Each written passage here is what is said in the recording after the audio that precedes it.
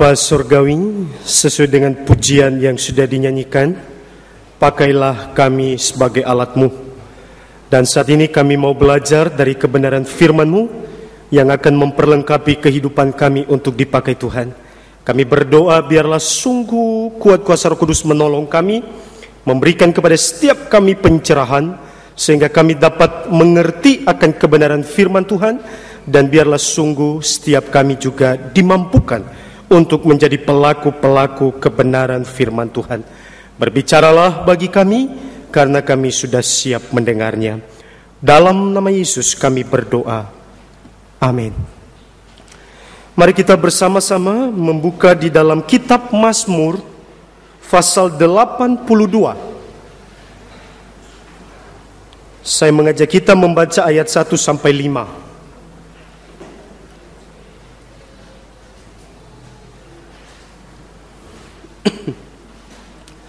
Mazmur 82 ayat 1 sampai 5. Kalau sudah ditemukan kita baca bergantian. Dari depan mimbar akan membaca ayat ganjil, Bapak Ibu Saudara membaca ayat genap. Judul yang diberikan oleh Lembaga Alkitab Indonesia, Allah dalam Sidang Ilahi. Mazmur Asaf. Allah berdiri dalam sidang ilahi, di antara para Allah ia menghakimi.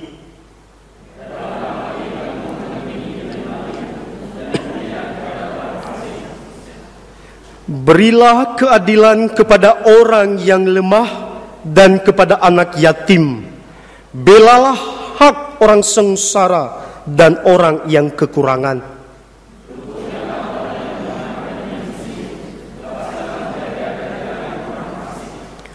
Mereka tidak tahu dan tidak mengerti apa-apa.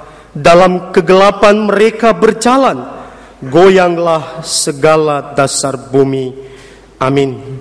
Sampai di situ pembacaan firman Tuhan. Terpujilah Kristus. Haleluya.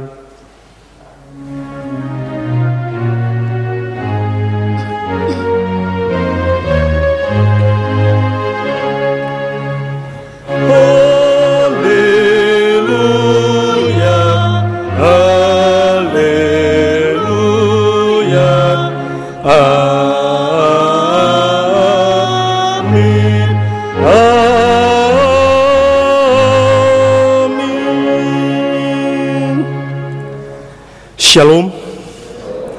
Bagaimana kabarnya Bapak Ibu Saudara? Puji Tuhan. Bapak Ibu dan Saudaraku yang terkasih dalam Kristus Yesus, tema perenungan kita di pagi hari ini adalah mewujudkan gereja yang berkeadilan dan penuh kasih. Saudara yang dikasihi oleh Kristus Yesus, ada sebuah kisah saudara. Konon di sebuah daerah saudara ada sebuah tempat penginapan yang terletak di atas sebuah restoran, saudara. Dan di tempat penginapan ini, saudara, ada seorang pemuda yang menginap yang memiliki kelakuan yang agak aneh sedikit, saudara. Anehnya apa, saudara? Anehnya adalah pemuda ini makan pada saat sang koki sedang melakukan tugasnya. Dia makan persis pada saat sang koki sedang memasak, dan dia bisa melahap makanannya hanya nasi putih saja dengan mencium bau masakan itu. Jadi sambil koki memasak, dia makan nasi putih tok. Jadi sambil mencium bau masakan itu, dan dia bisa melahapnya, saudaraku. Dan ini terjadi bukan hanya sekali dua kali, saudara. Karena ternyata pemuda ini menginap di rumah atau tempat penginapan itu berhari-hari. Dan itu terus menerus dilakukan. Dan pada akhirnya, saudara, apa yang dilakukan oleh pemuda ini diketahui oleh sang koki. Dan pada saat sang koki mengetahui hal aneh ini, saudara, dia pun marah, saudara. Dia tidak bisa menerima hal itu. Dia merasa dirugikan karena pemuda ini mencium bau masakannya tanpa membayar. Oh, dia tidak terima, saudara. Dia merasa rugi. Dan pada akhirnya dia tempuh jalur hukum. Dia menuntut pemuda ini ke pengadilan, saudara. Dan saudaraku yang terkasih, singkat cerita, Setelah masuk di pengadilan, lalu sang hakim di pengadilan ini mendalami betul perkara ini, Ustaz. Dan setelah didalami sedemikian rupa, akhirnya sang hakim pun memberikan sebuah keputusan, dan keputusannya mengejutkan, Saudara. Pak Hakim memberikan putusan bahwa pemuda ini harus membayar ganti rugi sebanyak 100 yen uang logam. Oh, Saudara, pemuda ini protes, Saudara.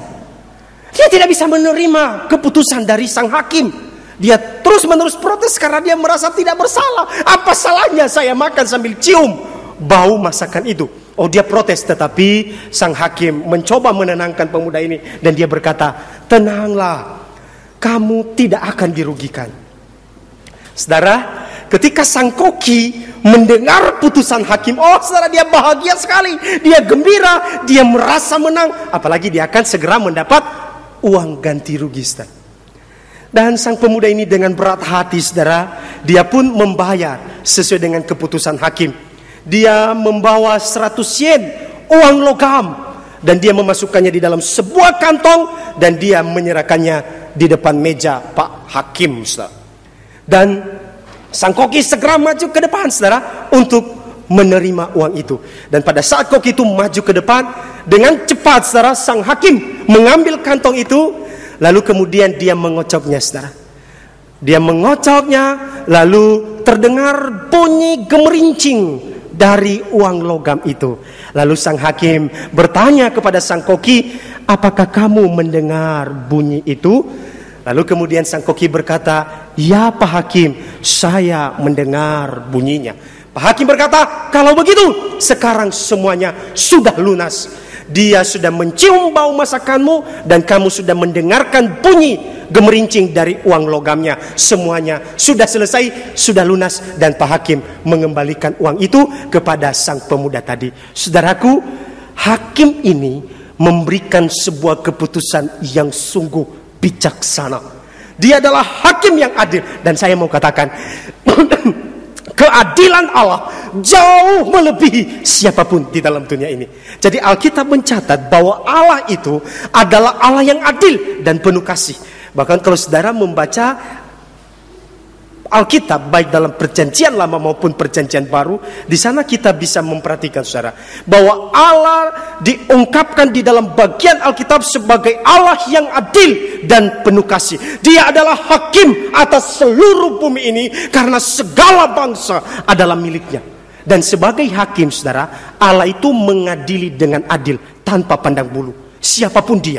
Jadi Allah sebagai hakim, dia mengadili tanpa pandang bulu. Segala sumber dan realita keadilan dan cinta kasih itu berasal dari Allah. Maka Allah yang penuh dengan cinta kasih dan adil itu juga menginginkan agar umatnya senantiasa hidup di dalam cinta kasih dan keadilan. Makanya tema perenungan kita mewujudkan keadilan dan penuh cinta kasih, mewujudkan gereja yang penuh dengan keadilan dan juga penuh dengan cinta kasih. Dan itu, saudaraku, yang juga diungkapkan di dalam kebenaran firman Tuhan yang mendasari perenungan kita pada pagi hari ini. Jadi di sana Allah pun atau pemazmur dalam bagian ini menyampaikan apa yang sesungguhnya dikehendaki dan menjadi fokus dari perhatian Allah.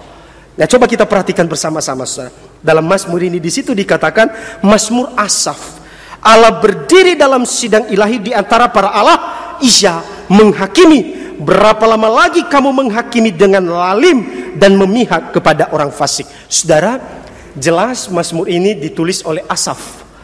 Karena di sini ditulis tadi Mazmur Asaf. Lalu pertanyaannya, Asaf itu siapa? Asaf itu adalah keturunan dari Gersom, saudara, putra Lewi. Nah, jadi pada saat itu kepala orang Lewi menunjuk Asaf ini untuk menjadi penyanyi utama dengan memakai ceracap. Dan di zaman Raja Daud, saudara, jadi di zaman pemerintahnya Daud mengangkat Asaf ini menjadi kepala paduan suara atau pemimpin paduan suara di dalam kebaktian umat. Jadi setiap kali umat beribadah kepada Yahweh, Asaf ini yang menjadi kepala atau pemimpin paduan suaranya. Dan yang lebih daripada itu, saudara, Asaf ini terkenal sebagai seorang pelihat. Bahasa populernya adalah dia memiliki karunia penglihatan. Dari mana kita tahu? Dari Mazmur-Mazmur yang dia tulis, termasuk dalam Mazmur 82 ini. Jadi bagaimana dia menggambarkan sesuatu yang terjadi di dalam sidang ilahi, padahal dia belum mati, saudara. Dan penghakiman itu belum ada. Tapi ini satu hal yang dilihat oleh pemazmur, satu hal yang dilihat oleh Asaf dalam bagian ini. Dan di situ dia mengungkapkan bahwa Allah berdiri di dalam sidang ilahi di antara para Allah, ia menghakimi. Dan pada saat itu, saudara, pemazmur mengungkapkan bahwa Allah menegur para hakim yang tidak menegakkan keadilan di dalam pengadilan. Itu yang diungkapkan oleh pemazmur.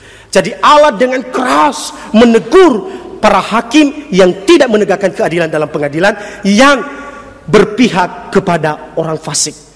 Jadi artinya begini, saudaraku, yang namanya ketidakadilan itu memang bukan hanya terjadi sekarang, tapi dulu terjadi yang namanya ketidakadilan. Dan itu realita. Dan ingat baik-baik bahwa dari dulu sampai sekarang, bahkan untuk seterusnya dan selamanya, yang namanya ketidakadilan itu tidak pernah berkenan kepada Allah. Karena itu bertentangan dengan sifat Allah yang adil dan penuh kasih. Makanya di sini pemazmur mengungkapkan satu kebenaran yang luar biasa, bahwa di dalam sidang ilahi Allah menegur para hakim yang tidak menegakkan keadilan di dalam pengadilan. Saudaraku yang terkasih di dalam Kristus Yesus, lalu apa sesungguhnya yang menjadi fokus perhatian Allah? Yang menjadi fokus perhatian Allah di ayat yang ketiga, saudara. Di ayat yang ketiga yang menjadi ayat emas perenungan kita pada pagi hari ini. Ayat yang ketiga dikatakan begini: berilah keadilan kepada orang yang lemah dan kepada anak yatim. Belalah hak orang sengsara dan orang yang berkekurangan. Saudara, yang pertama yang menjadi fokus perhatian Allah adalah ayat 3a. Berilah keadilan kepada orang yang lemah dan anak yatim.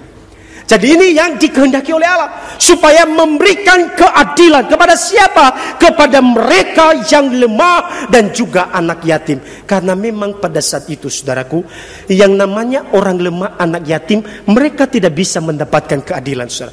Karena dalam dunia pada zaman itu, jadi dalam zaman itu, dalam konteks ini, para hakim itu seperti yang saya katakan tadi, mereka adalah hakim yang lalim, saudaraku. Mereka selalu memihak kepada para penguasa. Mereka selalu memihak kepada para penguasa, para pemimpin, orang yang berpengaruh, dan juga mereka memihak kepada orang-orang fasik. Sehingga orang lemah, kalau sudah tidak punya apa-apa, miskin, anak yatim, mereka tidak mendapatkan apa yang menjadi haknya. Dan melihat realita ini, saudara, sesungguhnya Allah tidak berkenan. Makanya pemazmur menyampaikan, ini loh yang menjadi fokus perhatian Allah. Jadi bukan seperti ini yang dikehendaki oleh Allah, bukan ketidakadilan seperti ini yang dikehendaki oleh Allah, tapi engkau harus memberikan keadilan kepada mereka yang lemah dan juga anak yatim. Saudaraku yang terkasih di dalam Kristus Yesus, kalau kita memperhatikan kata ini, saudara, kata berilah keadilan, sebenarnya itu dari satu kata Ibrani, yaitu siptu, saudara. Jadi di sini dikatakan siptu sebenarnya dari akar kata sapta. Dan di situ bisa diartikan tiga hal, saudara. Yang pertama, bahwa keadilan bagi orang lemah, bagi anak yatim dan orang yang tidak berdaya, itu harus diupayakan dengan sungguh-sungguh. Berarti itu harus diusahakan, jadi harus serius mengusahakan dan mengupayakannya. Lalu yang kedua, orang lemah dan anak yatim itu harus ditolong untuk mendapatkan keadilan. Jadi orang lemah, anak yatim itu harus ditolong. Jadi itu arti dari kata siptu itu. Harus ditolong supaya mendapat keadilan. Dan yang terakhir, yang ketiga, orang lemah dan anak yatim itu juga punya hak untuk mendapatkan keadilan. Makanya Allah dengan tegas, dengan keras menyampaikan supaya apa? Berilah keadilan kepada mereka. Karena bagaimanapun mereka adalah manusia yang juga punya hak untuk ditolong, untuk mendapatkan yang namanya keadilan. Makanya Allah berkata, beri kepada mereka keadilan. Dan mereka juga manusia. Manusia itu bukan hanya orang kaya, tapi yang miskin pun mereka juga termasuk manusia. Mereka punya hak untuk mendapatkan keadilan. Maka berilah kepada mereka keadilan itu. Tolonglah mereka untuk mendapatkan apa yang menjadi haknya. Saudaraku, gereja terpanggil untuk ini, saudara. Di gereja terpanggil untuk apa? Mewujudkan keadilan itu. Di tengah-tengah kita, di tengah-tengah daerah dimanapun saudara dan saya berada, atau dimanapun saudara dan saya berada, satu hal yang diinginkan Allah, wujudkan, tegakkanlah keadilan itu. Itu yang penting saudara dalam hidup ini. Jadi menegakkan keadilan tanpa pandang bulu. Sama seperti Allah, ketika dia menghakimi, dia mengadili tanpa pandang bulu. Saudara. Demikian juga halnya kita. Saudaraku yang terkasih dalam Kristus Yesus, ada seorang teolog reform, saudara. Seorang teolog reform yang sangat kita kenal, yang bernama Stephen Tong. Pendeta Stephen Tong, saudara, dalam sebuah bukunya tentang dosa dan keadilan, saudara, dia mencatat begini, bahwa dunia ini adalah dunia yang tidak adil. Perbedaan kaya dan miskin sekarang ini begitu menonjol. Bahkan jurang di antara keduanya sudah begitu besar, begitu lebar, dan begitu dalam. Lebih lanjut beliau berkata begini, saudaraku. Dan sekarang ini ada banyak orang yang mendapatkan kekayaan dengan segala cara yang tidak benar. Tidak pernah diadili dan dinyatakan kesalahannya. Tetapi tetap dihormati karena kekayaannya. Sementara orang miskin yang tidak punya apa-apa, mereka dihina karena apa? Karena kemiskinannya. Dan dia berkata, inilah dunia yang tidak adil. Saudaraku yang terkasih dalam Kristus Yesus, Allah mau supaya saudara dan saya sebagai pengikut Kristus berlaku adil, menegakkan keadilan tanpa pandang bulu, tanpa melihat dia siapa, tanpa melihat kaya miskin dan seterusnya. Jadi saudara dan saya terpanggil untuk mewujudkan yang namanya keadilan. Terlebih saudaraku, memberi keadilan kepada mereka yang lemah dan juga di sini dikatakan anak yatim. Itu panggilan hidup saudara dan saya. Dan ini tidak gampang, bukan? Karena bagaimanapun saudara, kita masih ada dalam dunia ini, di dalam dunia yang penuh dengan kejahatan. Di sana sini kita masih mendengarkan terjadi yang namanya ketidakadilan. Tetapi ingat sekali lagi, saudara dan saya ada dalam dunia ini, tapi kita tidak perlu hidup seperti gaya hidup dunia ini. Justru sebaliknya, Tuhan mau supaya kita tampil beda dengan apa, saudaraku? Mewujudkan yang namanya keadilan. Itu panggilan hidup saudara dan saya. Lalu yang kedua, saudara, yang menjadi fokus perhatian Allah, fokus pandangan Allah. Yang kedua, masih di ayat 3, tapi bagian B. Di situ dikatakan, belalah hak orang sengsara dan orang yang kekurangan. Jadi ini yang kedua, saudara, yang diinginkan Allah, yang menjadi fokus perhatian Allah, supaya kita membela hak orang sengsara dan orang yang kekurangan. Saudaraku yang dikasihi oleh Kristus Yesus, seperti yang saya katakan tadi, dalam dunia pada zaman itu, jadi sesuai dengan kalau kita kembali ke konteks ini, jadi dalam dunia pada zaman itu, orang-orang sengsara dan orang-orang yang berkekurangan itu tidak bisa mendapatkan apa yang menjadi haknya, saudara. Jadi para hakim itu lebih memihak kepada para penguasa dan juga kepada orang-orang fasik. Sehingga orang-orang sengsara tidak dipedulikan, bahkan mereka tidak mendapatkan apa yang seharusnya menjadi hak mereka. Itu yang terjadi dalam dunia sekarang itu, dalam dunia pada waktu itu. Dan saya yakin, saudara, apa yang dulu terjadi sampai saat ini juga kita bisa menyaksikan, saudara, bahwa hal itu pun terjadi, saudaraku. Bukankah juga hari-hari ini kita banyak menemukan ada banyak orang yang tidak bisa mendapatkan apa yang sesungguhnya menjadi haknya. Dan itu sangat jahat di mata Tuhan, saudara. Namun satu hal yang menarik, pemazmur dalam bagian ini memberikan satu kebenaran yang sangat mendasar di dalam kehidupan kekristenan kita, yaitu apa? Belalah hak orang-orang sengsara dan yang kekurangan. Jadi bukan menindas orang sengsara dan berkekurangan, Tetapi kita terpanggil untuk apa? Hidup penuh dengan cinta kasih, dengan membela hak mereka. Saudara, saya tertarik saudara dengan bahasa Ibraninya saudara. Kalau dalam bahasa Ibraninya saudara, kata belalah hak dipakai kata hatsdiku saudara, dari kata sadak.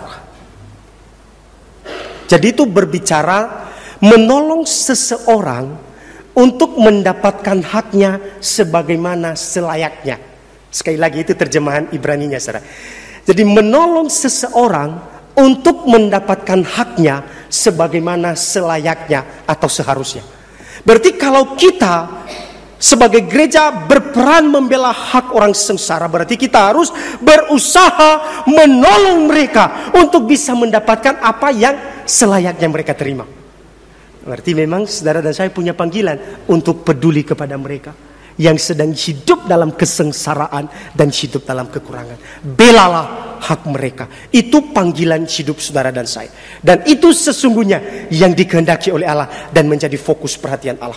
Jadi apa yang dulu terjadi di zaman pemazmur ini, ketidakadilan, ketidakbenaran yang terjadi, itu sangat ditentang oleh Tuhan. Dan kebenaran ini disampaikan kepada mereka. Dan ini bukan hanya berlaku mereka pada waktu itu saudaraku, tapi juga bagi saudara dan saya sekarang.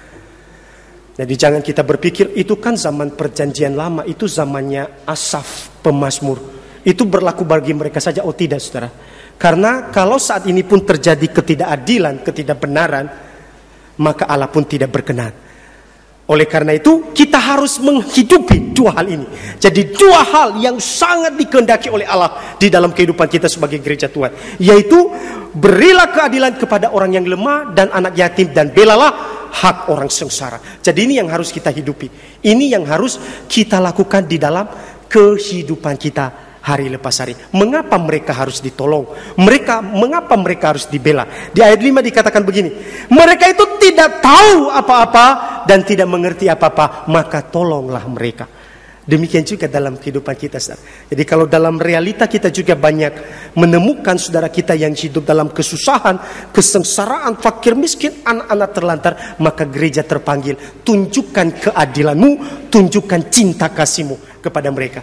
Jadi bukan hanya di dalam konteks pengadilan saja, tetapi ketika kita melihat mereka yang hidup dalam kesengsaraan, lemah miskin, kekurangan, tidak punya apa-apa, gereja, saudara dan saya, anggota tubuh Kristus, terpanggil untuk apa? Perhatikan mereka, bela mereka, bawa mereka untuk bisa menikmati apa yang seharusnya. Dan engkau juga harus bisa menolong mereka, menunjukkan keadilan dan cinta kasihmu kepada mereka. Itu yang Allah kehendaki dalam kehidupan kita. Saudaraku yang terkasih dalam Kristus Yesus, ada seorang anak Tuhan, saudara. Bahkan beberapa waktu yang lalu dia juga pernah diwawancarai di sebuah siaran televisi, saudara. Seorang anak Tuhan, dia ini berprofesi sebagai pengacara, saudara. Dan dia berkata begini, saudara. Sebagai seorang pengacara, bukannya kami tidak tahu kalau klien kami itu bersalah. Jadi dia menyampaikan bahwa ada banyak borok-borok, kebusukan-kebusukan dari para klien mereka itu yang ditutupi, saudara. Jadi dia berkata, bukannya kami tidak tahu kalau klien kami bersalah, tapi karena kami sudah dipilih menjadi kuasa hukum dan kami sudah dibayar, maka kami akan menutupi segala kebusukannya dan mencoba membela mati-matian supaya dinyatakan benar. Itu seorang anak Tuhan pengacara, saudara.